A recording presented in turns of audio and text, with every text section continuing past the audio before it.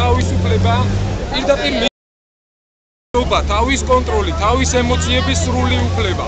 და არა ის ელემენტარულად შენი საკუთარი ნების გინდა თუ არა გამოხატვა. შეიძლება რაღაცა იყოს ისე რეალურად, მაგრამ აუცილებელია რომ არ თქვა, იმიტომ რომ გაითვალისწინო მასის დამოკიდებულება, ელემენტარულად არსებული კულტურების დამოკიდებულება.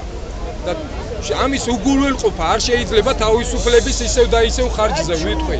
თავისუფლება, პირდაპირ სიტყვა მიგითითებ, საკუთარი თავის ნების უფლება, კონტროლი საკუთარ ნებაზე და არა უდონო დასრულება საკუთარი ნების. რაც ასევე გულისხმობს ალბათ ძალადობის შეკავებას.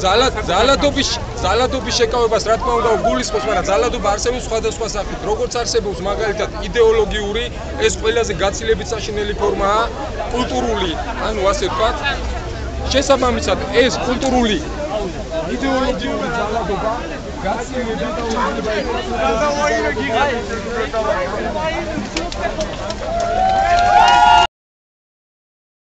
აბა რომელი უცხო